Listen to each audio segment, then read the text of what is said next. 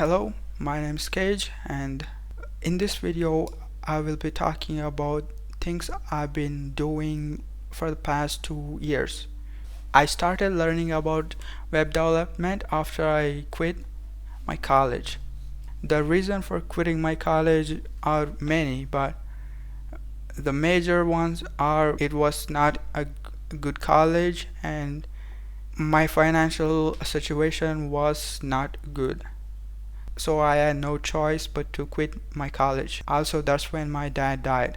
So that explains my financial situation. He was the one putting me through college. For a while, I did not know what to do. So I played games to not think about anything.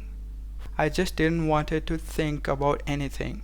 A few months later, I decided to learn web development. I kept toying with the idea of entering tech world. I wanted to become a software developer, but I knew with my degree I couldn't get into that field. So I thought the next best thing would be to become a freelancer. So I put my mind into learning web development and started doing it. I did a little research on how to become a web development and found this roadmap. This roadmap has detailed steps to help you become front-end developer or back-end developer or many other web developer position or developer positions. Here you can click them and see for yourself. So I started following this guide. The very first thing I learned is that if you wanted to become a web developer, you need to know HTML, CSS, and JavaScript. So I started learning them. I read HTML and CSS, design and build websites. This is the first book that introduced me to web development. This book is really long, but I think it's beginner friendly and it does not have detailed information. I would recommend, and it's a bit outdated, but I would recommend if someone is new and wanted to learn web development. Anyway, I did not finish reading this book because it did not have examples and it was taking me too long to go through the book. Instead of continue reading the book, I started watching HTML and CSS tutorial on Free Code Camp. If you're learning coding, you would be familiar with Free Code Camp. There are free videos on virtually every topic in software development. So the tutorial I followed helped me learn about VS Code editor and introduced me to some extensions that made my life easier. I wanted to learn HTML and CSS and JS as quickly as possible to make some projects as soon as possible. And I started learning about CSS in Mozilla documentations. Mozilla's CSS documentations is really helpful for beginners. You can use Mozilla web documentation as a sort of a reference. You can search CSS properties to check what parameters it accepts. Then I also learned JavaScript from Mozilla web documentations. It has a project at the end. It had a project called Bouncing Balls. So if you're wanted to make a project, you can do that. Like the documentation page says, Mozilla Web Docs is not really comprehensive. So if you're a beginner, this is where I would start. Or I would watch a YouTube video, or after this I started reading books about JavaScript. There are many JavaScript books out there, but the ones I picked are Eloquent JavaScript and JavaScript is the definitive guide. But I stopped reading Eloquent JavaScript midway because I think it was made for computer science students. It had things like graphs, and I really did not understand when they talked about callback. So that's when I picked up JavaScript Definitive Guide. This book is really long, but it goes through all the JavaScript functions.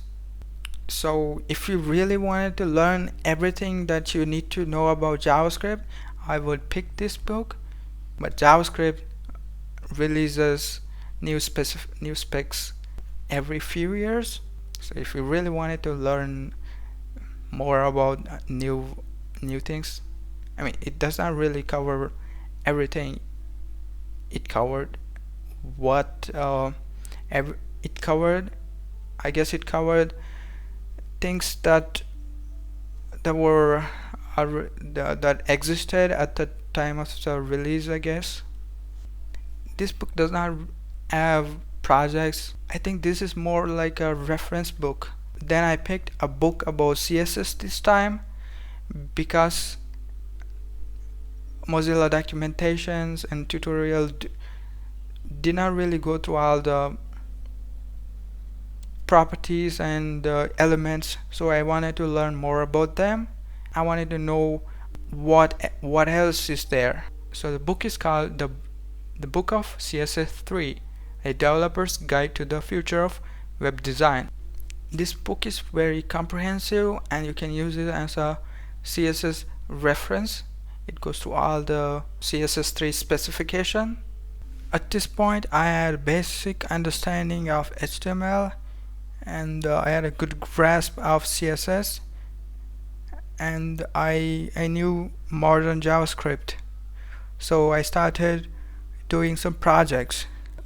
I was looking for projects to do, and then I found this guy called Westboss. He had this website where you could sign up for this course. In that course he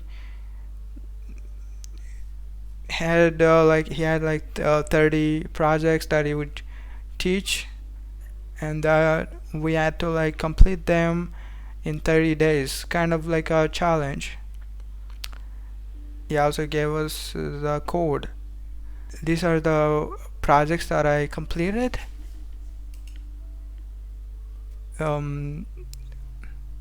This one does this one has this range selector where we can increase the spacing. The names are self-explanatory. It does what it says.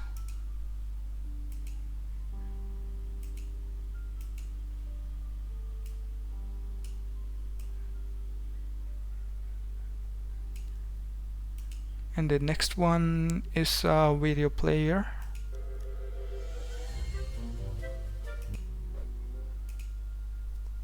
Learn about how browsers API work and how we can manipulate video API. And here we have this bubble follow links. These grayed out bubbles are links. So if I hover over them, the bubble follows with it. And this is a clock. In this project we use local storage to store items. So even if we refresh the page, the items stay. Here the secondary text follows cursor. In this project I can kind of draw lines with my cursor. Okay, in this project I can select multiple items by holding shift. So this is just me clicking on single items.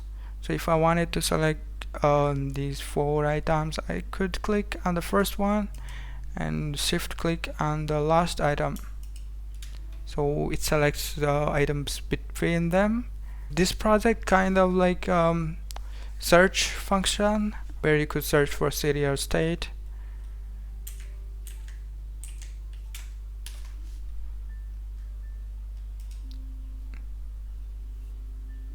This project has this hour effect when I click on them.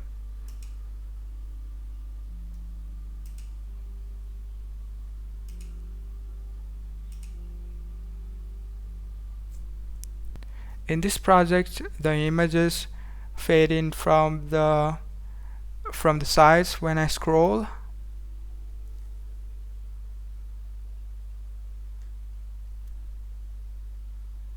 Here it says what you type in here.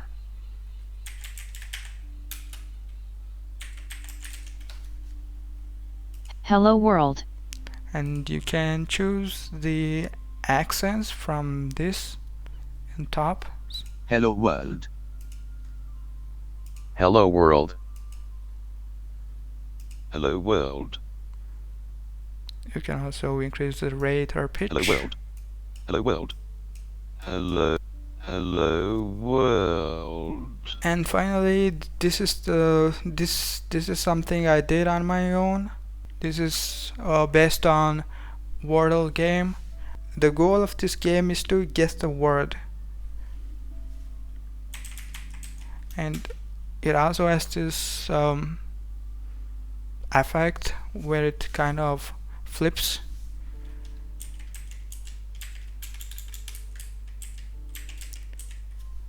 And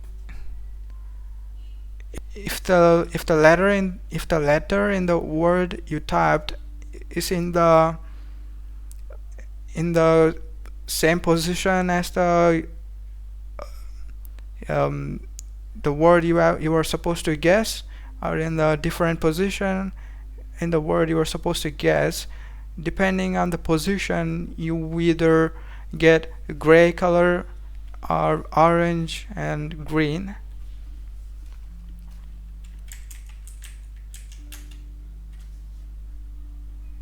You can find more JavaScript projects on YouTube.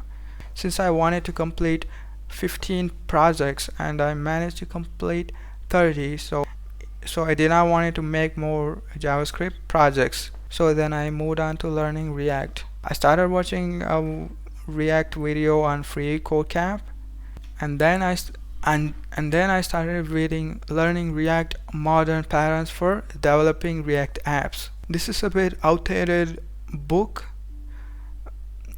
This was fairly easy to read. After reading this, I picked a Udemy course. Although it covered React in detail, it was not the latest at that time, so I went with a Udemy course. So after going with the Udemy course, I did 2 React projects. This one is a music app. This fetches popular songs and displays it. You can play them,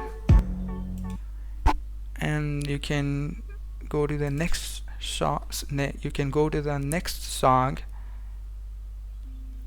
and you can use repeat, shuffle. Also, when you click on the title of the song, it shows you the lyrics.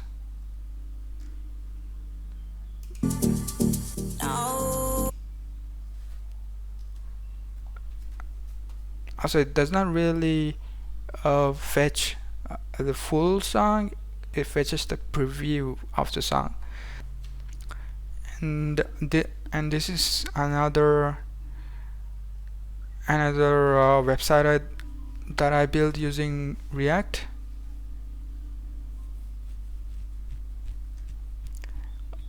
And then I started learning Tailwind. Tailwind is pretty easy to learn. Once you know CSS, you just need to kind of under like get familiar with their syntaxes. And then I started learning Material UI. I was trying to learn Tailwind and Material UI because the roadmap said they recommend learning Tailwind and Material UI. Currently, I mainly use Tailwind. I only use Material UI when I was learning. The only thing I don't like about Material UI is it's kind of odd changing simple things like colors and sizes of the elements. So I did use Tailwind for the music app and the website. I used Tailwind for the both apps that I showed you earlier. Next, I started learning about Node and UI UX because I wanted to be full stack developer. I thought I should know about UI UX and backend development as well. So I come across this website that kind of guides you how to become UI UX developer. This website recommends books and articles and videos to watch on what it's like to become a UI UX developer. It also talks about the whole process of starting a project and how to cope with complexity and how to do user research. And then they finish up with design principles. To learn Node, I picked up Get Programming with Node.js. This book is kind of like this book teaches you to build full stack website. It explains all the concepts and libraries that you come across when you're using Node for web development. It teaches you how to use Express and EJS. EJS is a template engine for Node.js. We use template engines to write HTML code with variables, expressions inside of it. And normally you can't do that with plain HTMLs. This is the project that I did after reading the book. This web page has routes, and you can log in. To log in, you need to create an account. This project is kind of rough, in a rough state, so when I created, I had to manually go into that route. Currently, it does not have the link to that route in this page, but yeah, you could log in if you add if you sign up if you signed up. This application would save that information in the database, and when you try to enter the information again, email and password, it will let you in, and it would say you logged in, user, and you could log out if you wanted to. You could join courses, and then you can chat with other users, other logged in users. So I've opened up two different tabs, and I logged in on both of them with different accounts saved in my database. And if I say something in the chat box,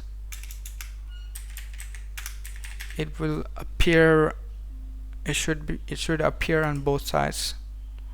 This slight background color tells you that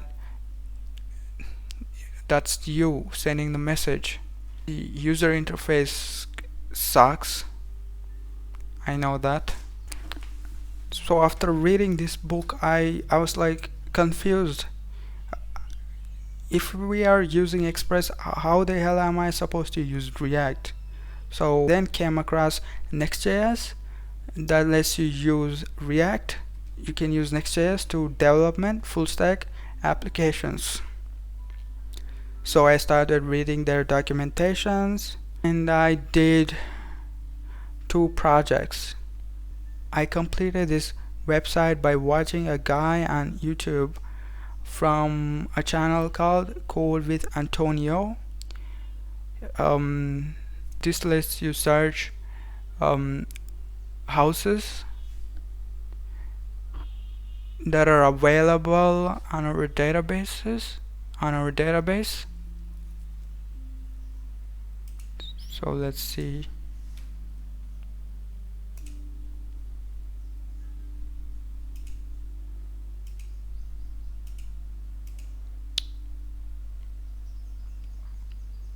If it doesn't exist, it shows you this.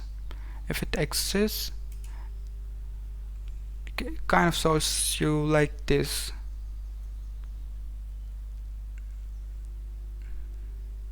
So let's see. Let's select one that exists.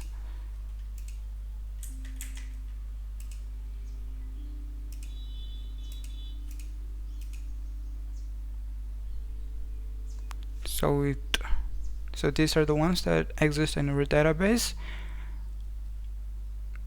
Also, we can add filters like desert. Where's the desert? We can like the property. We also had I also added OAuth. With OAuth you could use Google or GitHub account to log in, or you could sign up with email and set a password. So I have logged in. If I add favorites, I could go to my favorites and see it there. My reservations and properties.